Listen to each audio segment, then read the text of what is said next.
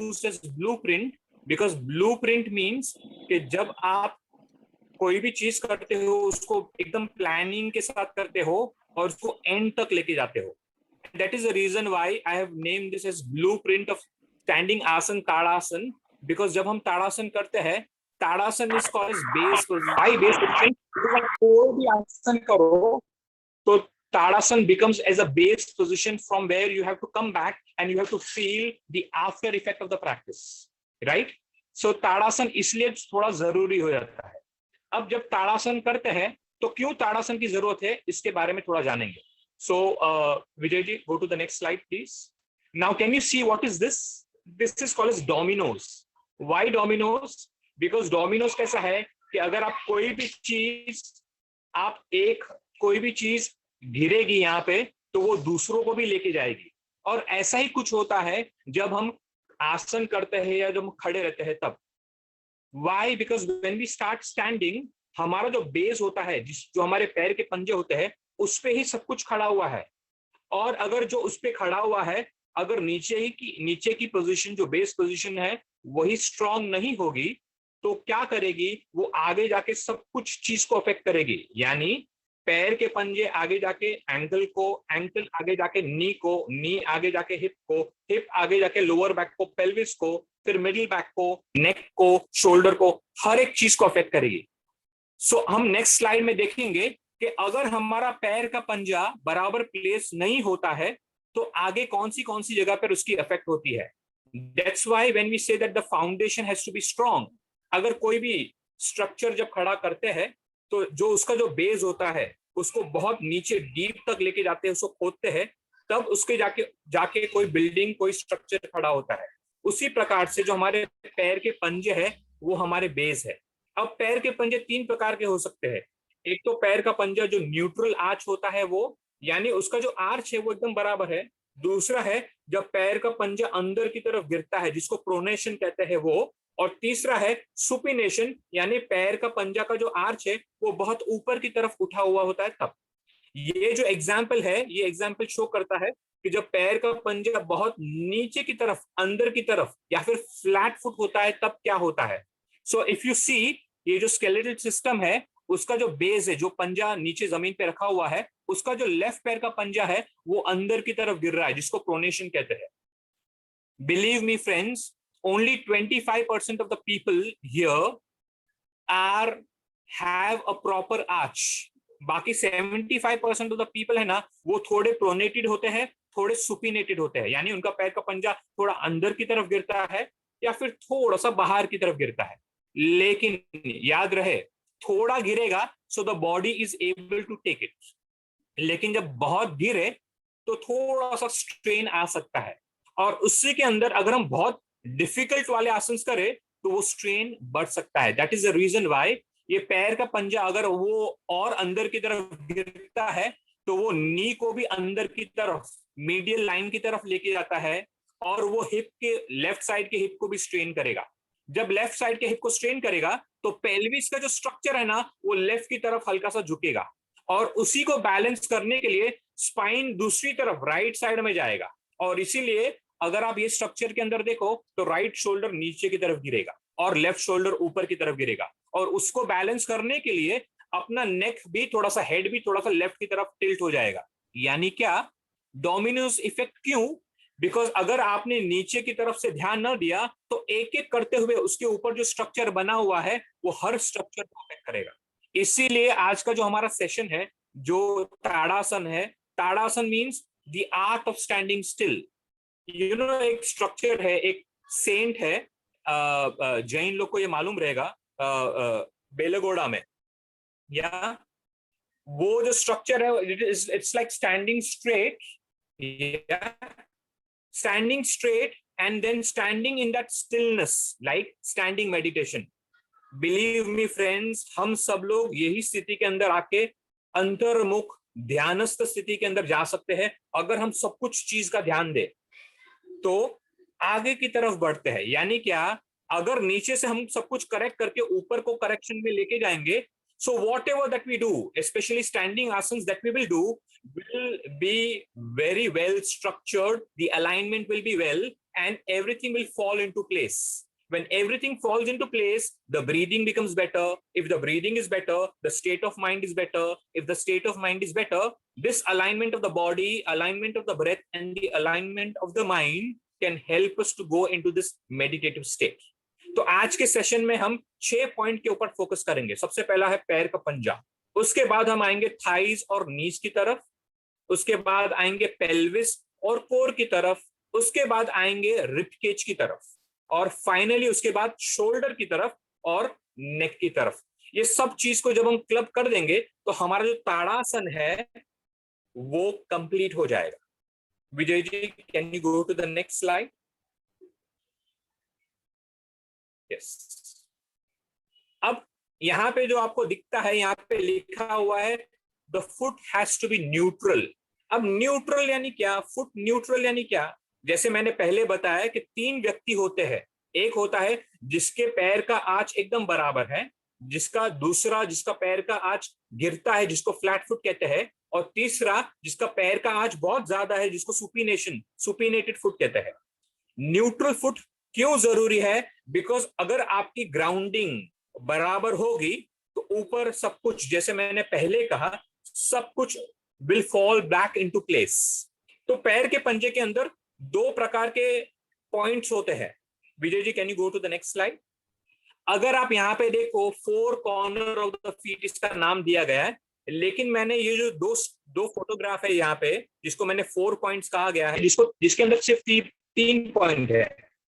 Why this 4 point and 3 point? Because कुछ लोग होते हैं, कुछ स्कूल ऑफ योगा के अंदर वो 4 पॉइंट्स के ऊपर फोकस करते हैं, कुछ school of yoga will focus on the 3 points. Both are right. मैं अभी फिलहाल ऊपर वाले की तरफ बात करूंगा, 4 corners.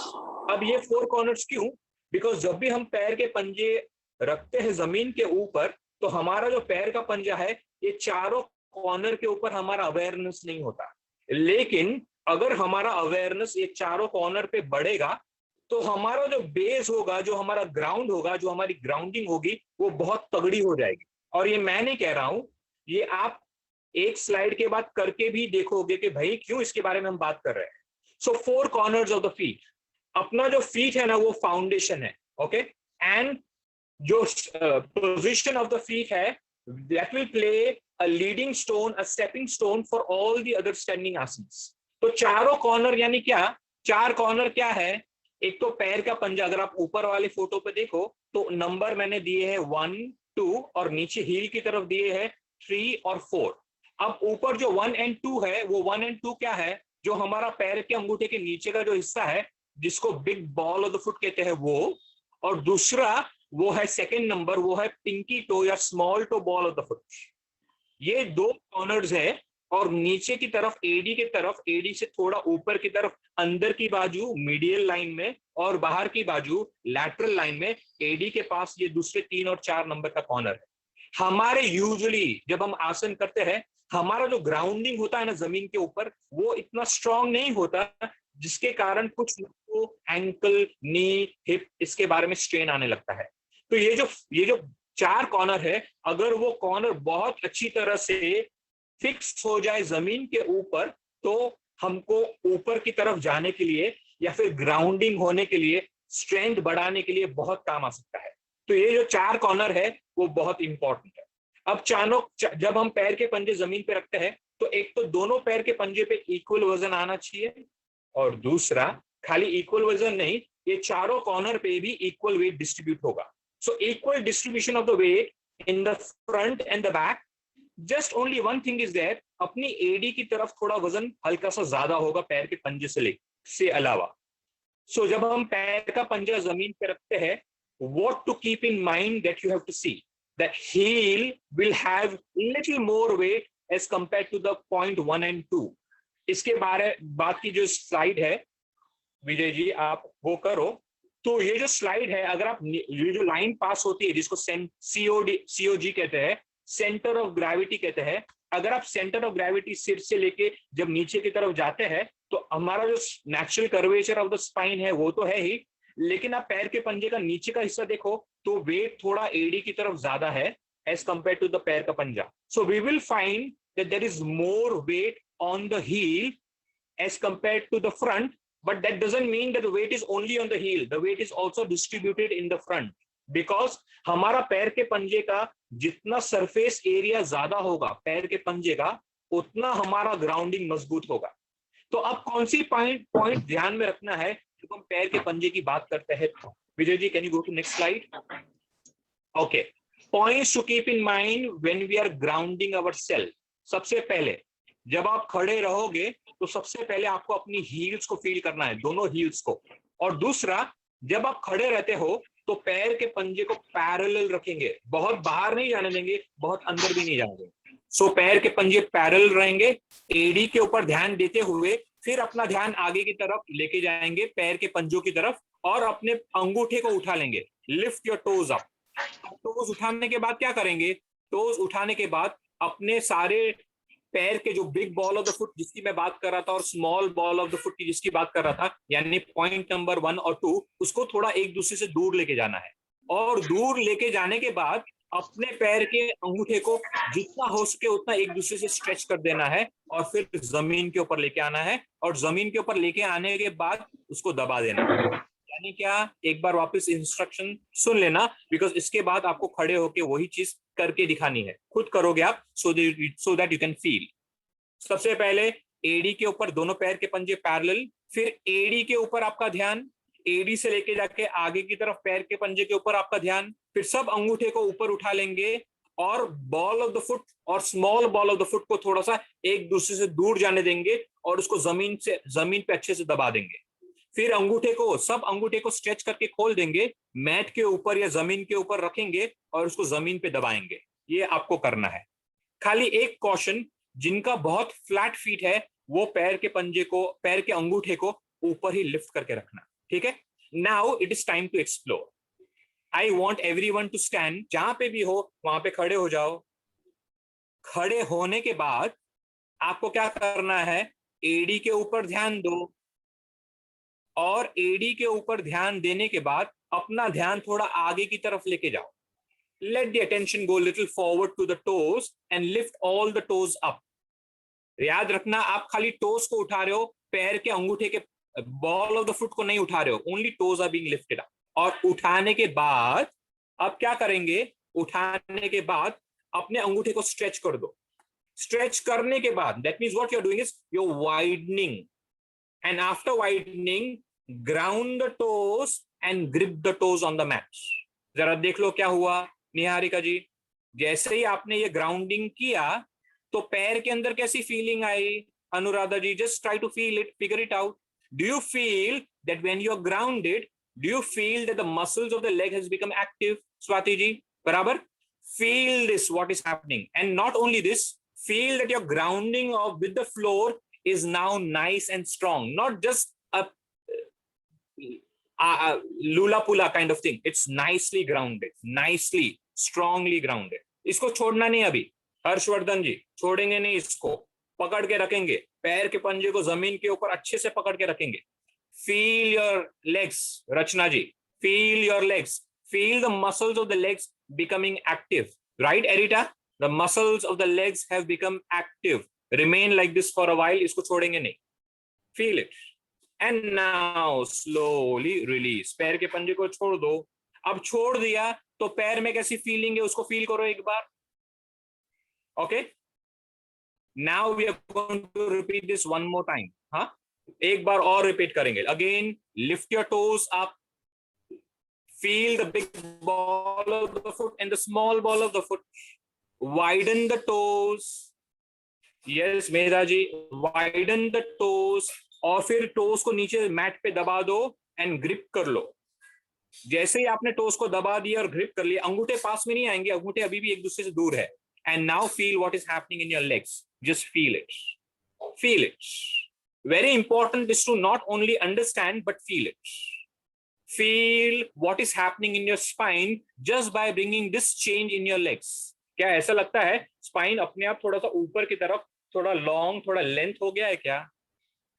Okay, slowly release. Come back. That was nice. And now sit. ये पहला पॉइंट हमारा क्लियर हुआ, पैर का पंजा. Now we will again go back to PPT. Vijay ji.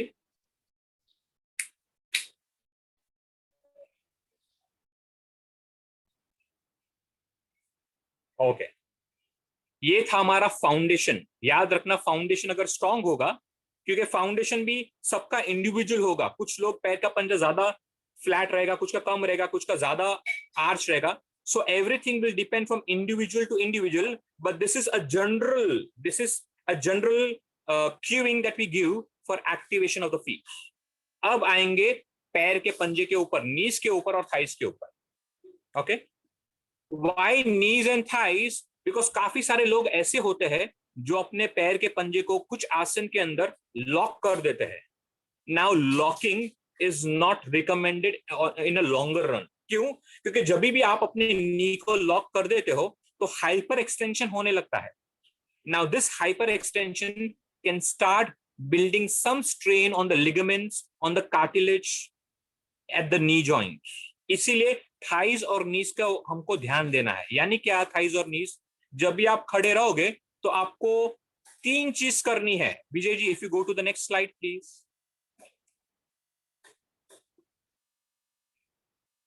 Now क्या तीन पॉइंट का ध्यान देना है आपको? सबसे पहला, एंगेज योर क्वाड्स। क्वाड्स यानी थाइज का जो आगे का हिस्सा है उसको क्वाड्स कहते हैं। थाइज में चार हिस्से हैं, बाहर की तरफ का, अंदर की तरफ का, आगे की तरफ का और पीछे की तरफ का। जो आगे है उसको क्वाड्रोसेप कहते हैं। अब क्वाड्रोसेप आपको क्या करना है? एंगेज करना है। यानी क्या? क्वाड्रोसेप को ऊपर की तरफ पुल करना है, यानी मसल्स को ऊपर की तरफ लिफ्ट करना है। जब भी आप क्वाड्स को लिफ्ट करोगे उसके साथ और एक चीज होगी, जो आपका जो नी कैप है जिसको पटीला कहते हैं, वो भी ऊपर की तरफ लिफ्ट हो जाएगा। ठीक है, यानी आपके क्वाड्स एक्टिव हो गए और आपका नी कैप भी लिफ्ट हो गया।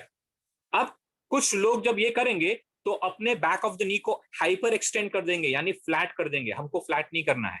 हाँ, हमको क्या करना है? हमको अपने नीज को सॉफ्ट रखना है।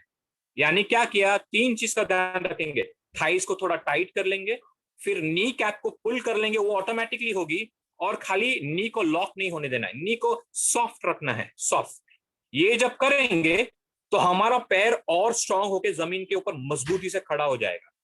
So now coming to the next slide, which is to explore the quads and the knees. So I want everyone to again stand. Now once you are standing, पहले जो किया उसको भूलना मत, हमको पहले वाले को साथ में लेके चलना है। ठीक है? So now ground your self. Grounding your self means क्या? हील्स की तरफ ध्यान देते हुए पैर की पंजों की तरफ ध्यान दो। Lift your toes, ball of the foot और स्मॉल ऑफ द फुट को थोड़ा ब्रॉड कर दो, और पैर के पंजे को स्ट्रेच, टोस को स्ट्रेच करके ग्राउंड करके ग्रिप कर लो। और ग्रिप करने के बाद अब थाइस की तरफ आओ, दोनों थाइस को ऊपर की तरफ उठाओ। ये थोड़ा सा काफी बार इनिशियली डिफिकल्ट है, लेकिन करते करते प्रैक्टिस हो सकती है। थाइस को थोड़ा सा टाइट करके ऊपर की तरफ उठा देंगे। And after lifting your quads, feel कि आपके जो नी कैप है, जो पटीला है, वो भी हल्का सा ऊपर की तरफ चले गया है। Can you feel it? Now as you are feeling it, make sure you not locking the knee. Knee को पीछे की तरफ टाइट नहीं करना है, हाइपर एक्सटेंड नहीं करना है। Just feel the thighs. And now feel कि दोनों का कॉम्बिनेशन, ग्राउंडिंग का कॉम्बिनेशन और थाइस का कॉम्बिनेशन अपने शरीर के अंदर क्या अनुभव करवाता है। What does it feel? Remain here like this, but make sure not holding the breath. Yes, don't hold the breath. Yes Jacinta ji, Kalpana ji, चलो ग्राउंड करो, थाइस को फील करो, थाइस को छोड़ना नहीं। But remember, no locking of the knee, ये थोड़ा खास ध्यान रहे। Abhay ji, Abhay ji, if you can do it. Yes, feel it. Neepa ji, क्या बात है। नीपा जी, अगर पैर के पंजों के बीच में थोड़ा सा अंतर होगा तो ज्यादा अच्छा होगा। Okay, feel. लेकिन there can be a smile on the face. पैर टाइट होने का मतलब ये नहीं कि फेशियल मसल्स टाइट हो गया है, या facial muscles still relaxed. Okay, fine. छोड़ दो, छोड़ दो, and again do it. Become aware of the पैर का पंजा, become aware of your quads, the kneecap, and what is happening at the back of the knee. No locking. धारणा जी, चलो खड़े होके करो। Yes, I can see you. Oh, you're holding it. Okay, I thought अपने. Okay, चलो keep breathing. No holding of the breath. Alka ben, चलो keep breathing. Balram sir, keep breathing. Tanishka ji, क्या बात है। From Pune. And now release. Come back. Okay, come back. Okay. Are you all okay? Yeah, fine. Just to clarify, between two sthiti, there is something which is called as Tadasana and there is something which is called as Samasthiti. ये दोनों में एक ही फर्क है, सब कुछ बाकी का सेम रहेगा, एक ही फर्क है। ताड़ासन के अंदर आपके दोनों पैर के पंजे मिले हुए होते हैं और आप जब समस्थिति करते हो तो दोनों पैर के पंजों के बीच में थोड़ा डिस्टेंस होता है। क्यों ऐसा? बिकॉज सब लोग बहुत कंफर्टेबल नहीं होते हैं पैर के पंजे को साथ में रख के करने से इनिशियली, इसलिए वो समस्थिति के अंदर पहले कर सकते हैं, पैर के पंजे को थोड़ा सा दूर रखें। एक बार समस्थिति आने लगे अच्छी तरह से तो चैलेंज करके करते ताड़ासन के अंदर आ सकते हैं। बाकी सब कुछ सेम है, खाली पैर के पंजों में placement of the feet either together और अपार्ट, वो ही एक फर्क है, बाकी कोई फर्क नहीं। ठीक है, okay. Now going the next slide. Quads तो हमने देख लिया, अब आता है बहुत इंपॉर्टेंट पॉइंट, वो पेल्विस। क्या विजय जी? पेल्विस और yes, Vijay ji next slide. yes, pelvis और core. Now why pelvis and why core? क्यों हम इस अंदर क्या आना चाहते हैं?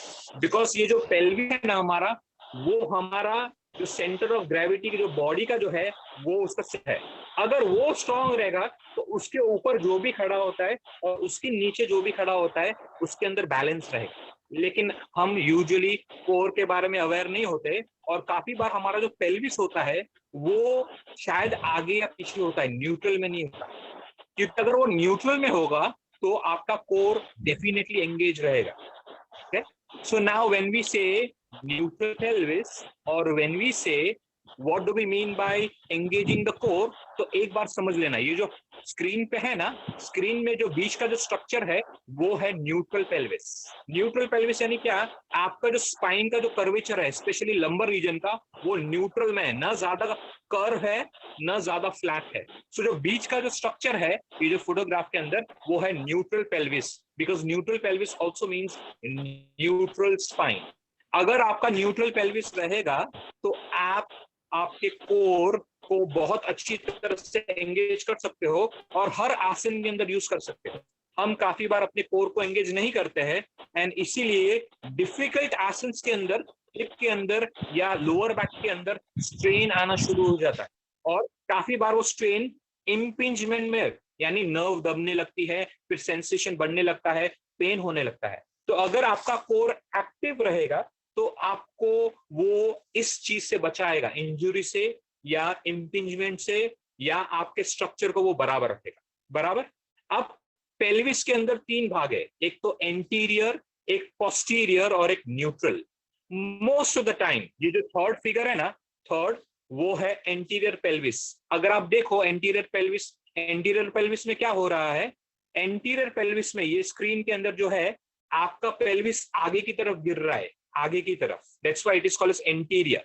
और इसी कारणवश लोअर बैक के अंदर का जो आर्च है वो बढ़ने लगता है। बराबर। और अगर आप पहला का फिगर देखो, ये वाले लोग कौन है? जिसके फ्लैट बैक होती है, जिसकी राउंड बैक होती है, हंच बैक होती है, इनका लोअर बैक का आर्च एकदम कम हो जाता है और जो मिडिल बैक का जो डॉर्सल रीजन का आर्च है वो बढ़ जाता है। इसीलिए हमको क्या करना है, हमको न्यूट्रल पेल्विस में रहना है। ओके। अब मैं चाहता हूं कि धारा जी स्क्रीन पे आए और विजय जी धारा जी को पिन करे ताकि हम धारा जी को देख सके, धारणा जी को, ना धारा जी, धारणा जी को देख सके कि भाई न्यूट्रल पेल्विस यानी क्या, क्योंकि एक बार उन्होंने किया था तो मैं चाहता हूं कि हम सबके लिए वो करके दिखाए। ठीक है। So Dharana ji, can you, Vijay ji, if you can pin Dharana ji. Niharika ji, good to see you and I am also seeing, मैं भी ये भी सोशल मीडिया पे बहुत टाइम के बाद आ रहा हूँ। Yeah, so I'm also happy a little bit. Okay. People need you, sir. Okay. We need you. I also need everyone. Yeah. Okay. Okay. धारणा जी कहाँ है?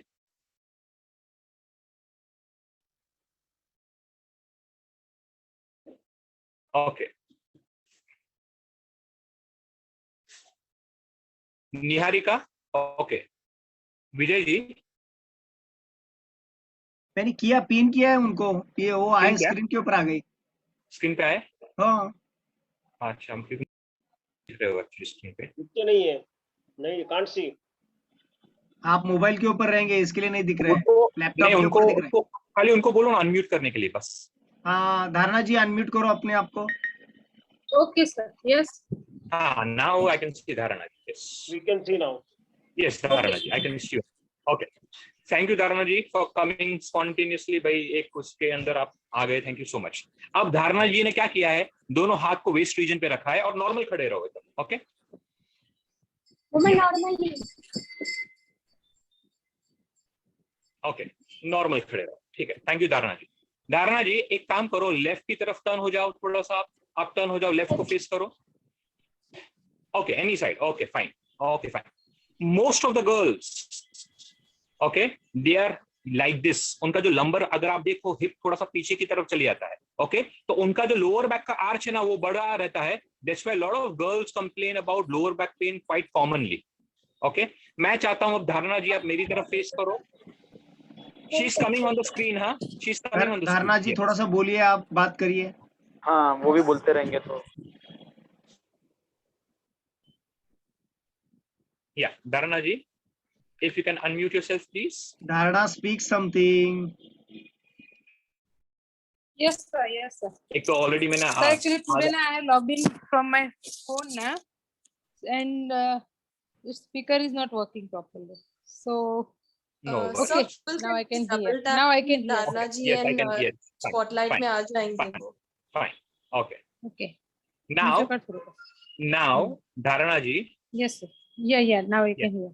अगर आप धारणा जी सब लोग देख पा रहे हो आई बिलीव नाउ। धारणा जी का अगर आप हाथ देखो, जो उन्होंने उंगली रखी है राइट, जो इंडेक्स फिंगर है, जो मिडिल फिंगर है, वहां पे एक बोन मिलता है जिसको कहते हैं ASIS, यानी anterior superior iliac spine. Anterior because आगे की तरह है, सुपीरियर बिकॉज ऊपर है, इलियक बिकॉज वो बोन है, और स्पाइन बिकॉज वो पेल्विस का स्ट्रक्चर है जहां से सेक्रम और कॉक्सिक्स कनेक्ट होता है। या धारणा जी? Yes, sir.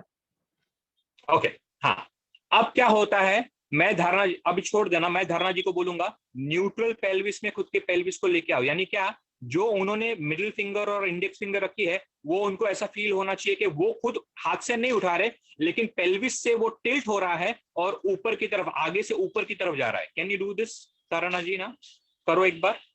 Yes perfect. Okay ये कम कर दो, छोड़ दो इसको वापस। देखो क्या हुआ, धारणा जी ने रिब केज के साथ कुछ नहीं किया, उन्होंने अपने पेल्विस के स्ट्रक्चर को थोड़ा सा हल्का सा आगे की तरफ और ऊपर की तरफ लेके गए। हल्का सा, बहुत ज्यादा नहीं, क्योंकि जब बहुत ज्यादा हो जाएगा तो वो हो जाएगा पोस्टीरियर टिल्ट, और हमको पोस्टीरियर टिल्ट भी नहीं चाहिए, हमको न्यूट्रल चाहिए। तो एक बार धारणा जी वापस करो, पेल्विस को थोड़ा सा आगे से ऊपर की तरफ उठाओ हल्का सा। ओके अब जब वो ये करेंगे तो उनका कोर एक्टिव हो जाएगा। Activation of the core is important in lot of standing asanas, because जो डिफिकल्ट वाले आसन्स है जिसके अंदर डिमांडिंग होता है उसके लिए वो बहुत काम आ सकता है, बिकॉज स्ट्रेन कम कर देगा आपके लोअर बैक। धारणा जी छोड़ दो एक बार। अब एक बार वापस करो, न्यूट्रल पेल्विस इसको कहेंगे। न्यूट्रल पेल्विस के अंदर आएंगे और फील करो कि आप ज्यादा आगे भी नहीं गए, ज्यादा पीछे भी नहीं गए, सेंटर में है, pelvis is in the centre, and feel your core getting active. That is nice. Release धारणा जी। Thank you, Dharana ji. Thank you so much. Thank you, Okay. sir. Okay. Maybe I will call you again. Yeah. Okay. Sure, sir. Now, Vijay ji coming back to the screen.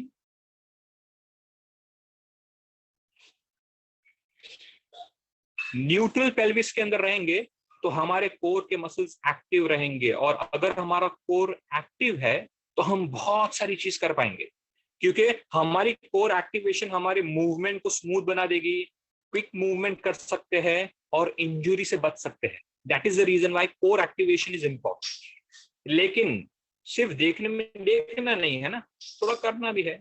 Okay I am so sorry, मैंने आपको 20 minute extend करा दिया, because पहली बार ऐसा हुआ कि आज तक जिंदगी में मेरा लैपटॉप क्रैश नहीं हुआ है। ये बार तो उसने सोच किया, ठान लिया कि विजय जी को परेशान कैसे किया जाए, कि आज देख लेंगे हम। या okay so everyone stand, and after standing अपना हाथ वेस्ट पे रखो।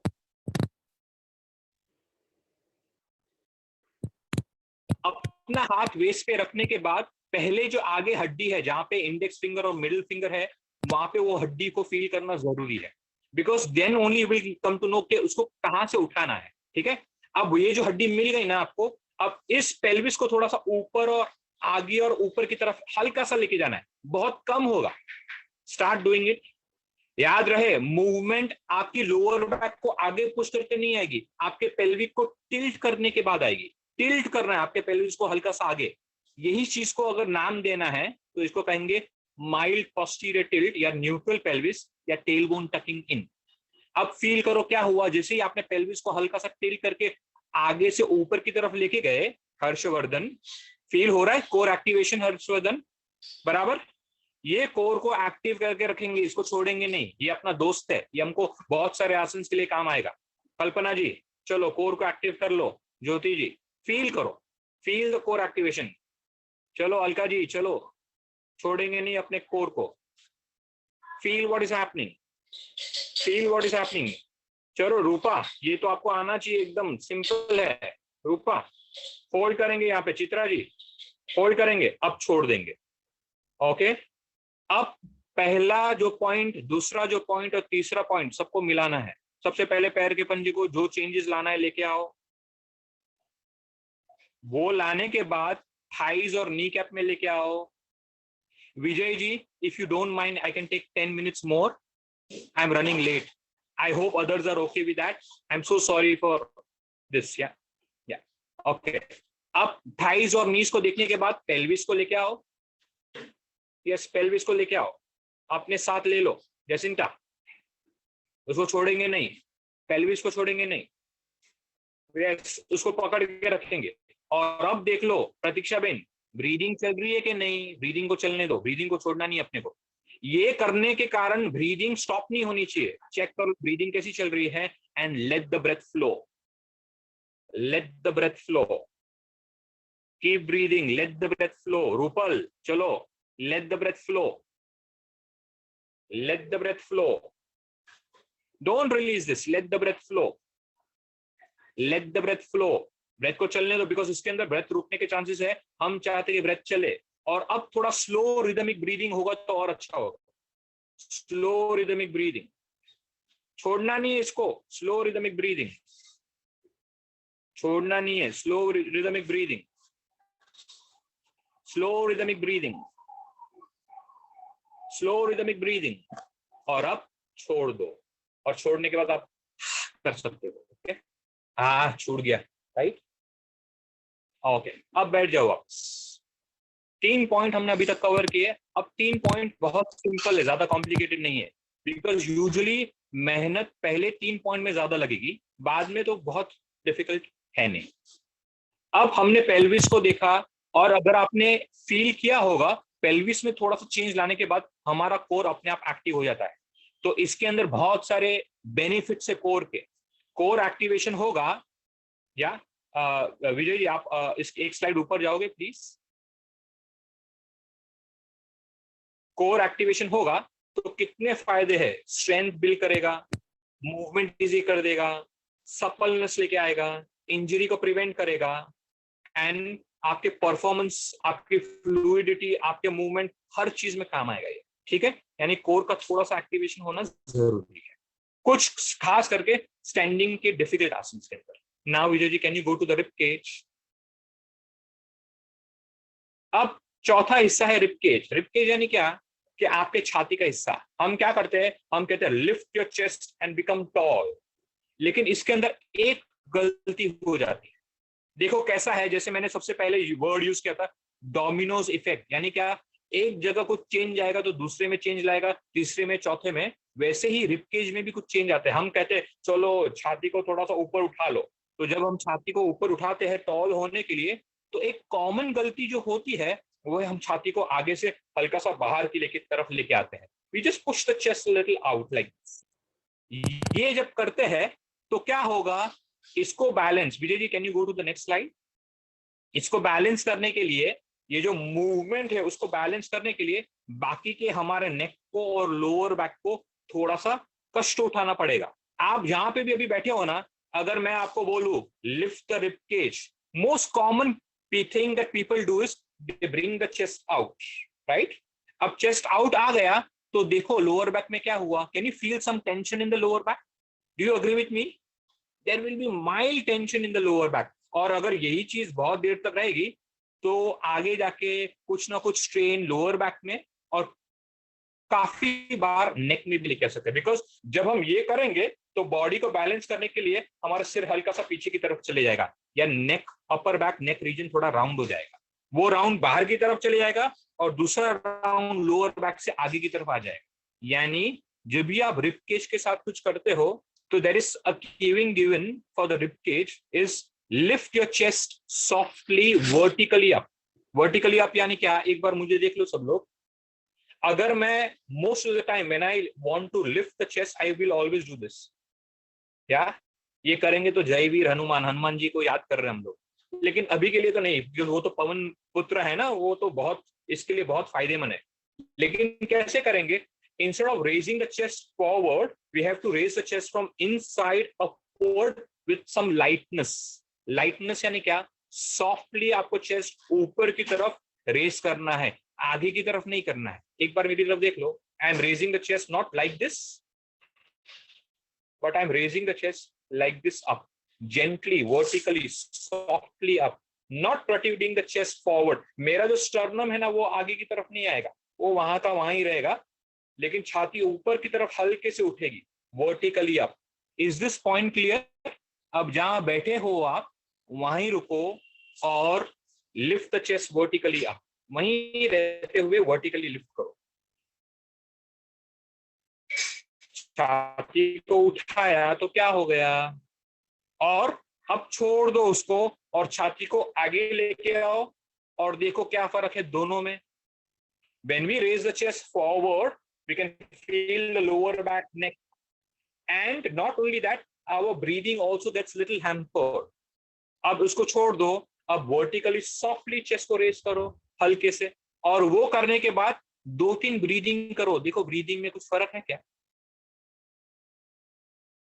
Just feel. Maybe sometimes the breathing becomes lighter, and not only lighter, it can become prolonged because आपने छाती के मसल्स को टाइटली नहीं पकड़ा है, आपने उसको लाइटली पकड़ा है, लेकिन ऊपर की तरफ रखा है, हल्का सा ऊपर जाएगा, बहुत ज्यादा रूम नहीं जाने के लिए, लेकिन हल्का सा जाएगा। क्लियर? सो रिब केज के अंदर आपको क्या करना है? सॉफ्टली। यही चीज हमारे ब्रीदिंग को प्रोलॉन्ग कर सकती है।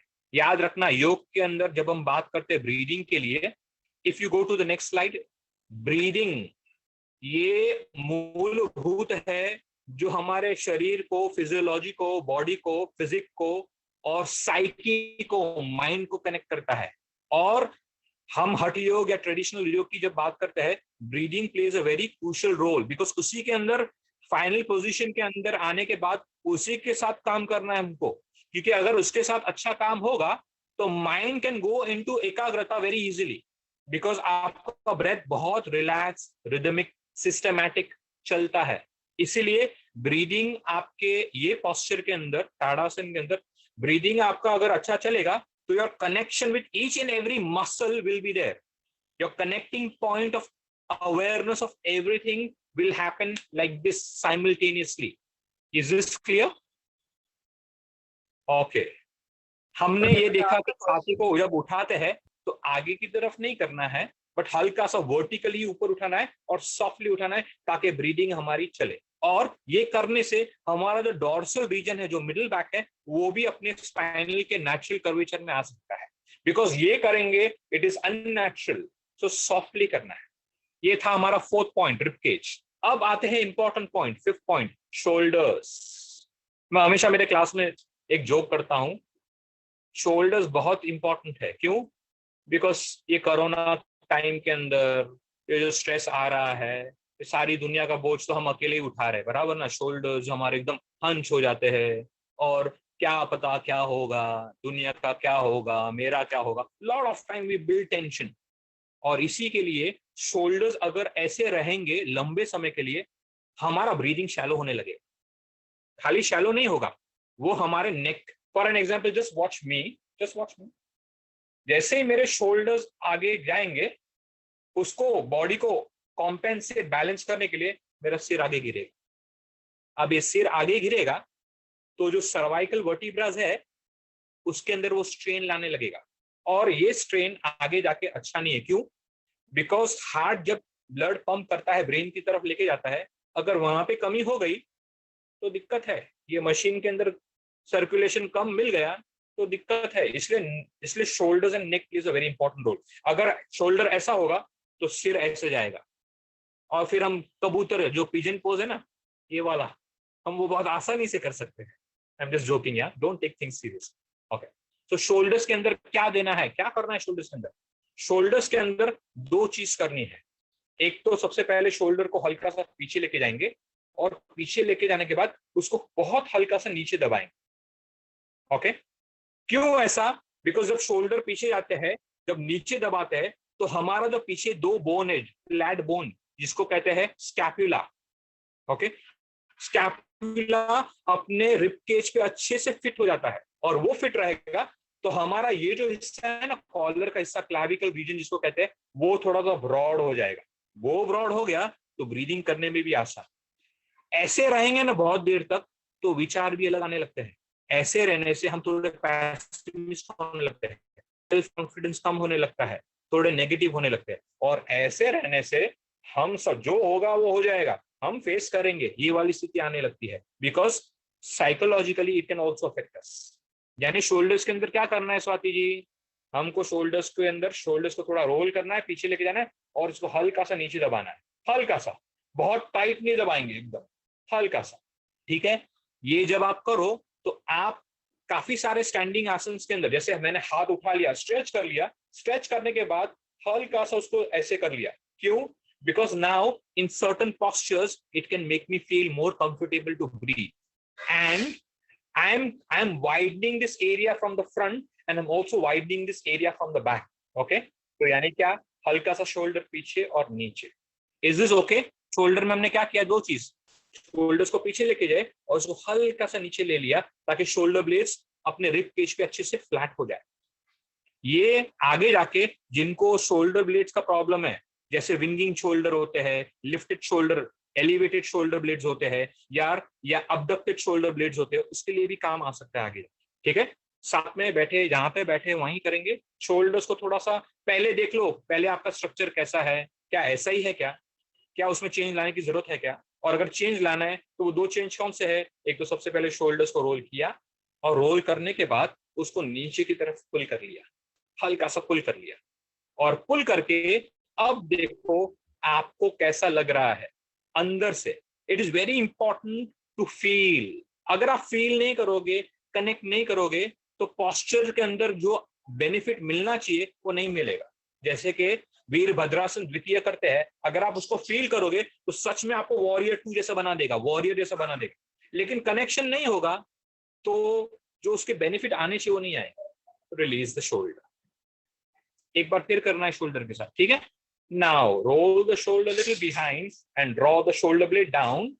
और अब देखो आपकी ब्रीदिंग कैसी है। जरा आंख बंद करके 2-3 ब्रीदिंग पे ध्यान दो। Harshvardhan, are you getting it? Harshvardhan, या Meena ji? Yes, just keep breathing. Kalpana Sharma ji, चलो कीप ब्रीदिंग, गर्दन नीचे नहीं जाने देंगे। गुड, रिलीज, परफेक्ट, क्या बात है। आई होप थोड़ा थोड़ा समझ में आ रहा है, पल्ले बढ़ रहा है, राइट? थोड़ा थोड़ा, भले सब कुछ नहीं पड़ेगा एक साथ, लेकिन थोड़ा थोड़ा पड़ेगा। Okay, now the last point, आज के उसका लास्ट पॉइंट, नेक। बहुत इंपॉर्टेंट है नेक, बिकॉज एकदम डेलिकेट है ये। यहाँ पे कुछ ज्यादा है नहीं सपोर्ट करने के लिए, और यहाँ से बहुत कुछ ब्रेन से निकलते हुए नीचे आता है। और अगर हमारा आजकल का जो काम है, घर पे बैठ के काम करने का, ऑफिस का जो भी काम घर पे बैठना है, उसके अंदर हम नेक का बहुत दुरुपयोग करते हैं। नेक का सदुपयोग करना क्यों जरूरी है? बिकॉज ये, जैसे मैंने पहले कहा, हार्ट से होता हुआ जो ब्लड ब्रेन की तरफ जाना चाहिए वो कम मात्रा में ना जाए, बराबर अधिक मात्रा में जाए, उसके लिए नेक की अलाइनमेंट बहुत जरूरी है। Can you go to the next slide please? Too much movement, बहुत आगे या पीछे, too much, excessive is not very good for the neck, because it can create some kind of soreness in the muscle, sometimes pain. इसलिए नेक के अंदर आपको क्या करना है? नेक के अंदर सबसे पहले आपके चिन को पैरेलल रखना है, वो नीचे भी नहीं जाना चाहिए, ऊपर भी नहीं जाना चाहिए, और आपको ऐसा फील करना है कि आप अपने फेस को पीछे की तरफ पुश कर रहे हो, हल्का सा पीछे की तरफ हल्का सा पुश कर रहे हो, ठीक है। सो सामने देखो सब लोग, जहां पे भी हो सामने देखो, गर्दन chin is parallel and just push your face very mildly behind as if the head is coming on the neck. सिर, जो सिर है ना, वो आपको नेक के ऊपर वजन, neck is taking the weight of the head. Feel it.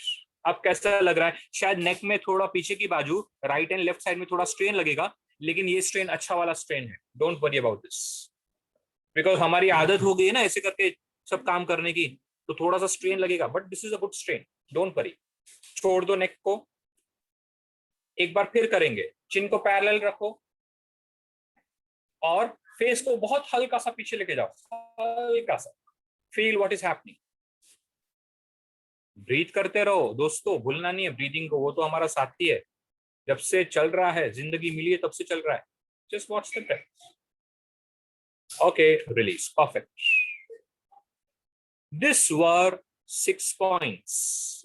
मैं एक बार रिवाइज कर रहा हूं बिकॉज अब आपको खड़े रह के वही चीज करनी है। सबसे पहले पैर का पंजा। पैर का पंजा जितना नैरो रहेगा, ग्राउंडिंग कम रहेगा। पैर का पंजा जितना अच्छे से ग्रिप रहेगा जमीन पे, ग्राउंडिंग अच्छी होगी। दूसरा, आपका थाइज और नी कैप एंगेज रहेगा। आपका पेल्विस न्यूट्रल रहेगा और कोर एंगेज रहेगा। चौथा, आपका रिबकेज बहुत आगे नहीं है, लेकिन वर्टिकली ऊपर सॉफ्टली लिफ्ट हो रहा है। पांचवा, आपके शोल्डर्स पीछे और नीचे। और छठवा, आपका neck chin parallel and my chin tuck is there. Is this okay? हाँ, अब सब लोग खड़े हो जाओ। And after standing start.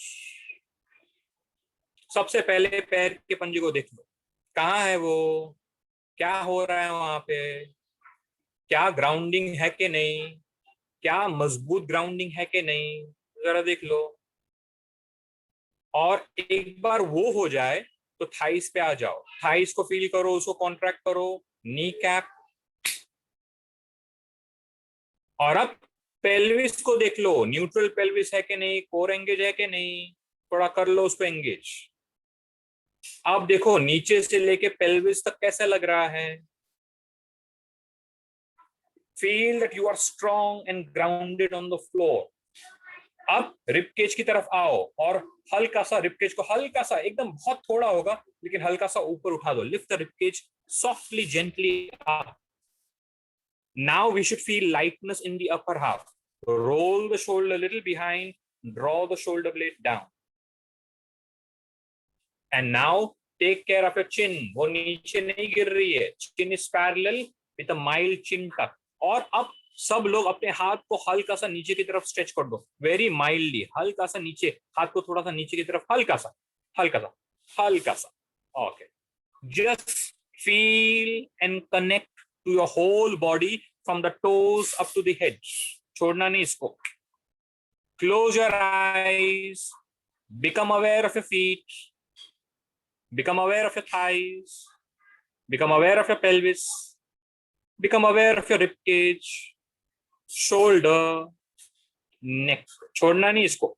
Feet, thighs, pelvis, rib cage, shoulder, neck, and now everything together. Feel it from the crown of the head till the toes. Feel it, and as you're feeling it, start breathing softly into it. छोड़ेंगे नहीं इसको, posture को। गर्दन नीचे नहीं जाएगी। कल्पना, थोड़ी सी चिन हल्की सी ऊपर है, हल्की सी ऊपर। यस, सामने देखना है आपको। यस, बहुत सिर को पीछे पुश भी नहीं करना है, हल्का सा, माइल्ड। चलो रूपल, ब्रीथ। चलो Rupa, you also breathe. Jyoti ji breathe. Kantilal bhai breathe. Jacinta, nice. Madhuri ji, थोड़ा हाथ को पीछे की तरफ नहीं लेंगे, उसको हल्का सा आगे ले लो, हल्का सा आगे ले लो हाथ को। माधुरी, यस, मस्त साइड में। Yes, this is fine. And now don't release this. Become aware of your mind. Can you feel the mind is now only on the mat, not going anywhere else? Feel it. आंखें बंद है लेकिन अंदर से सब कुछ feel हो रहा है। बॉडी के लेवल पे, ब्रेथ के लेवल पे, माइंड के लेवल पे सब फील हो रहा है। छोड़ना नहीं उसको। छोड़ेंगे नहीं उसको।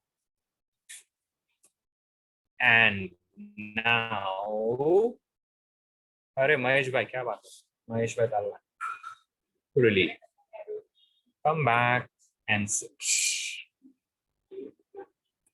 Okay, sit comfortably. अब क्वेश्चन आएगा ये कब करना है? जब भी आप स्टैंडिंग आसन करो, दो आसन के बीच में ये करना है ताकि आप आसन की इफेक्ट को फील कर सको। और कभी हम आगे जाके कुछ क्लास ऐसे लेंगे, मैं चाहूंगा विजय जी को मैं कहूंगा कि कुछ पोस्चर्स में, 2-3 पोस्चर्स में कैसा होना चाहिए और कैसा, कौन सी चीज कहाँ आनी चाहिए। ये बेसिक स्टैंड है जहां हर स्टैंडिंग आसन के बाद आके इसके अंदर रखते हो ताकि आपको एक सबसे पहले पोस्चर की आफ्टर इफेक्ट फील हो जो आपने किया है। तो अगर आपने एक नोटिस किया होगा लास्ट में मैंने एक शब्द का यूज किया था, can you see that the mind is present? If you are aware, you will feel that the mind is at nowhere else, because आपने अपने मन को इतना एंगेज कर दिया है कि वो अब आपके साथ ही है, कहीं और नहीं है। तो this can be also very important practice to keep your mind engaged in the present. ठीक है? And one last thing, I'm very sorry to keep you waiting. मैं तो सोच रहा था सब कुछ टाइम पे चलेगा, but I'm so happy that